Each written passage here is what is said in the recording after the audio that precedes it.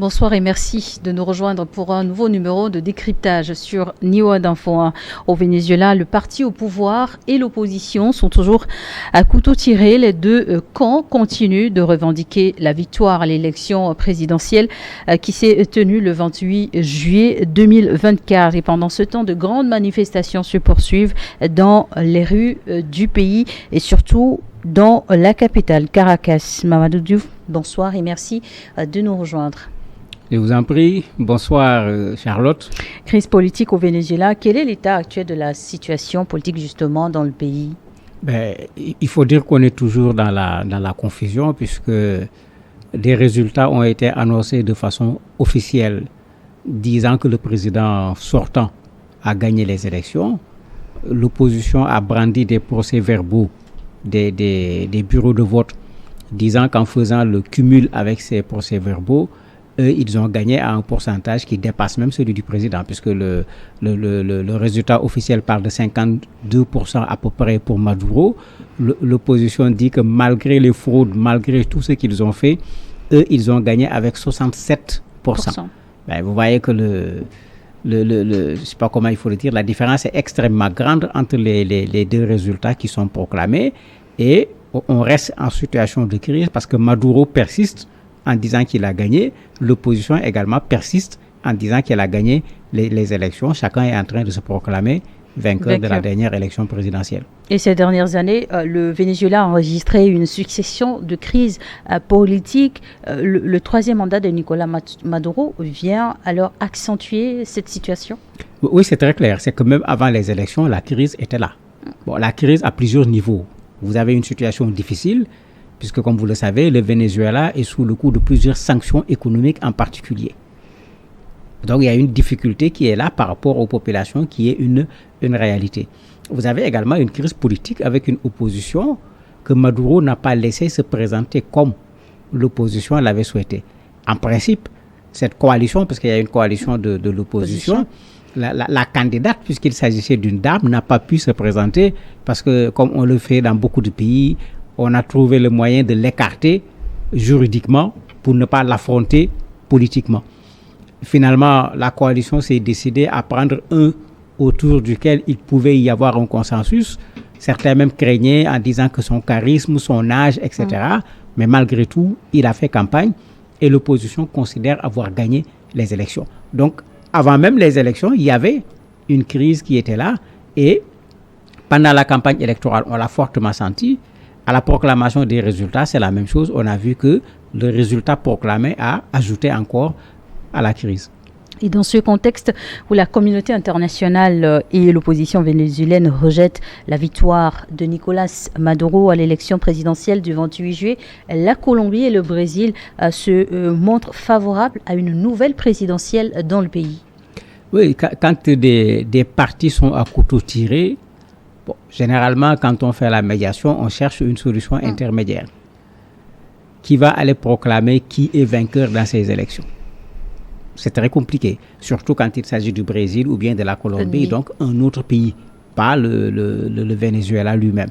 Ils sont en train de faire une sorte de proposition pour couper la part en deux. Mais c'est une proposition que les deux camps rejettent catégoriquement. Catégoriquement. Lui, il a voulu couper la poire en deux, puisqu'on est dans une situation où l'opposition considère avoir gagné à 67% et l'opposition réclame le départ de Maduro et l'investiture de leur candidat. L'opposition est très claire là-dessus. Pour eux, González a gagné les élections. Il n'y a plus de négociations à faire sur les élections. Maduro tient exactement le même discours.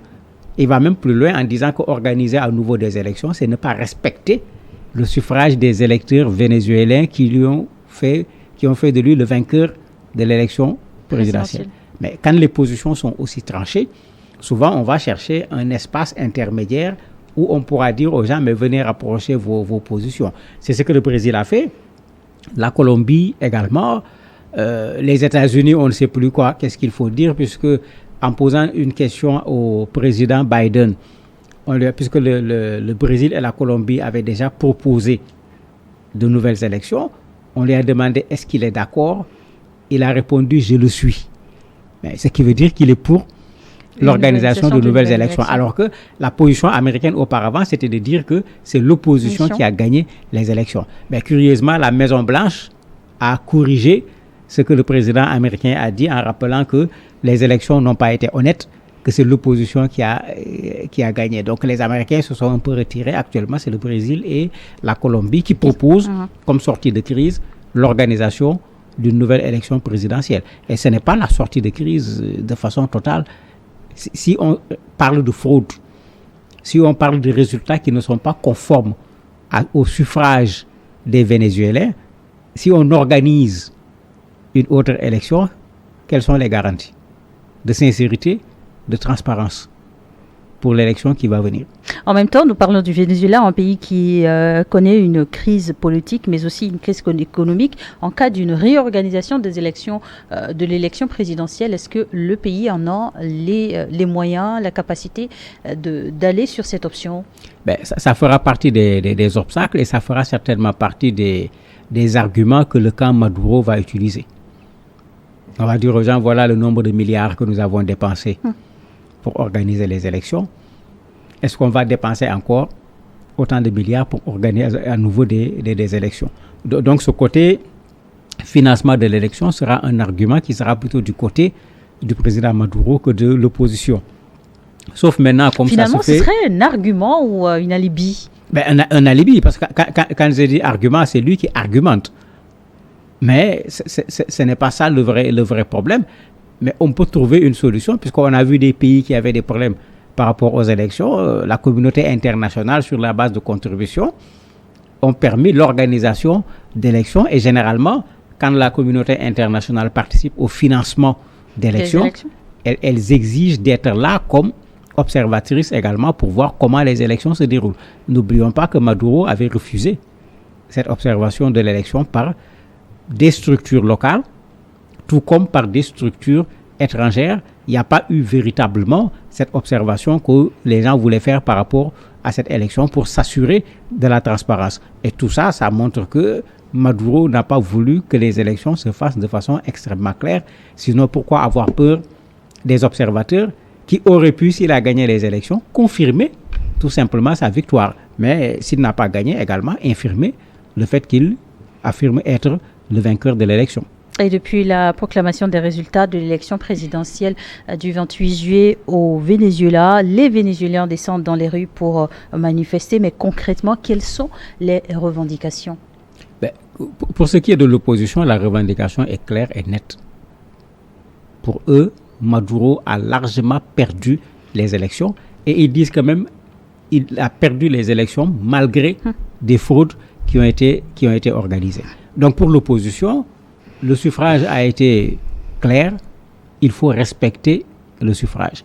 Donc il ne s'agit pas d'organiser à nouveau des élections, parce que si vous regardez d'habitude, l'opposition réclame un comptage des voix, en considérant que ce qu'on a publié n'est pas bon, qu'on refasse le comptage. Ils ne sont pas dans cette logique et ils ne partent pas vers un contentieux comme on le connaît quand il y a des élections pour contester les résultats. Ils disent nous avons gagné les élections et l'opposition le dit de façon extrêmement claire. Et pour eux, il n'y a rien à faire. Maduro a perdu les élections, qu'il cède la place. Donc la position, elle est extrêmement forte au niveau de l'opposition. Et Maria Correa, qui parle régulièrement au nom de l'opposition, est dans une position très forte. D'ailleurs, le gagnant même est dans la clandestinité, puisqu'on craint qu'on l'attrape, puisque c'est lui qui a bénéficié, selon l'opposition, du maximum de suffrages.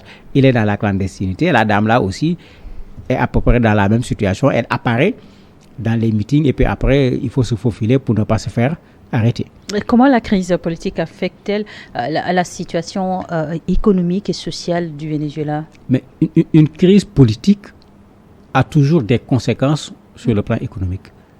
Si vous avez vu la masse de population qui sont sorties pour contester les résultats... Et qui sortent tous les jours tout dans à les fait. rues. Mais quand cette masse-là sort, qui va laisser ses activités économiques se dérouler normalement dans tous ces espaces qui vont être occupés et dans tous ces espaces où cette masse-là va passer? Parce qu'une manifestation a beau, au départ, avoir pour vocation d'être une manifestation pacifique, souvent une manifestation pacifique se transforme également en une manifestation violente. Alors qu'ici, il y a déjà les forces de l'ordre qui créent énormément de problèmes. On parle déjà de 25 morts, c'est beaucoup, 2400 arrestations. Vous imaginez que les manifestations ne se passent pas dans des conditions permettant à des activités économiques de pouvoir se dérouler comme il se doit. Mais il y a cet impact qui est là sur un pays qui avait déjà des difficultés qui vont tout simplement se répercuter sur une bonne partie des Vénézuéliens. Ces dernières 48 heures, les manifestations se sont accentuées. Quelle issue à la crise politique au Venezuela? Est-ce qu'il y a des risques d'aller vers une nouvelle élection? Pour le moment, on peut dire clairement non. Parce que la posture de Maduro est une posture extrêmement forte. Il est en train même de presser la confirmation de son résultat par la Cour suprême. Il a saisi la Cour suprême, puisque comme d'habitude, on publie les résultats provisoires, il faut aller à la Cour suprême, etc. Il est en train de les presser pour qu'on valide le résultat, alors que l'opposition n'est pas dans cette logique, puisque l'opposition considère que cette Cour suprême est inféodée à Maduro.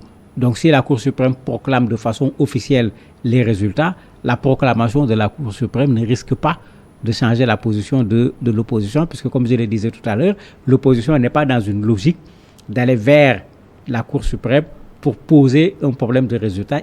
L'opposition considère avoir gagné les élections et s'attend plutôt à ce que la Cour suprême confirme la victoire de l'opposition.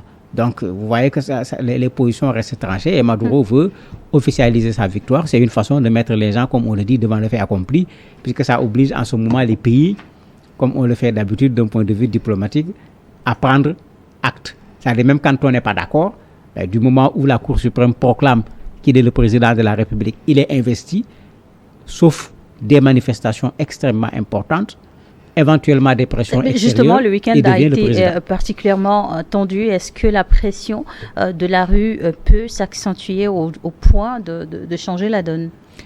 Ça c'est difficile de le prédire, puisque des manifestations peuvent aller en ayant une intensité qui augmente, tout comme parfois on a vu des manifestations faire le contraire.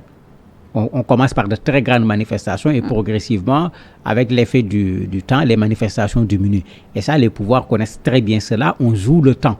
Et c'est ce que Maduro est en train de faire en espérant que les manifestations vont diminuer en termes d'ampleur pour laisser passer sa victoire. Mais au niveau de l'opposition, c'est la logique contraire. Ce que les gens vont souhaiter, c'est que l'ampleur des manifestations devient encore beaucoup plus importante, puisque généralement, quand on considère qu'on a gagné, on va empêcher à l'autre de pouvoir gouverner. Et une des façons de le faire, c'est à travers les manifestations, de bloquer le pays, de bloquer le fonctionnement du pays. Mais vous voyez que ça va demander énormément de choses à l'opposition s'il faut que, sur la base des manifestations, qu'ils parviennent à contraindre Maduro à accepter ce qu'ils considèrent comme étant leur victoire. Quelles leçons tirer de ces expériences électorales passées au Venezuela? La leçon, elle est toute simple. Je dis tout le temps qu'organiser des élections, il n'y a rien de plus simple. Donner ça à de bons élèves de CM2, ils vont le faire. C'est de l'arithmétique, tout simplement. Mais il y a un processus dedans qui se termine par le scrutin où il faut compter tout simplement les voix. Le problème, c'est la sincérité du résultat. Et c'est pourquoi quand on dit élection, l'élection est accompagnée d'un certain nombre de choses. La liberté pour les candidats de pouvoir se présenter. L'accréditation des observateurs. La liberté de pouvoir faire campagne sans qu'il y ait des contraintes. La liberté pour les populations de pouvoir aller voter. C'est qu'il y a plusieurs éléments. Et quand on dit élection, c'est l'élection qui rassemble l'ensemble de ces éléments qu'on appelle véritablement élection. Malheureusement, aujourd'hui, on est même obligé d'ajouter transparente, inclusive, etc. Des qualificatifs dont on n'a pas besoin. Parce que ceux qui savent ce que veut dire élection savent exactement de quoi il s'agit. Maintenant, quand on a tendance à frauder, à manipuler les élections, mais ça donne tout le temps ce résultat-là, comme ce que l'on voit au niveau du Venezuela. Merci, Mamadou Diouf, d'avoir accepté de répondre à nos questions. Merci à vous de nous avoir suivis dans le décryptage du jour.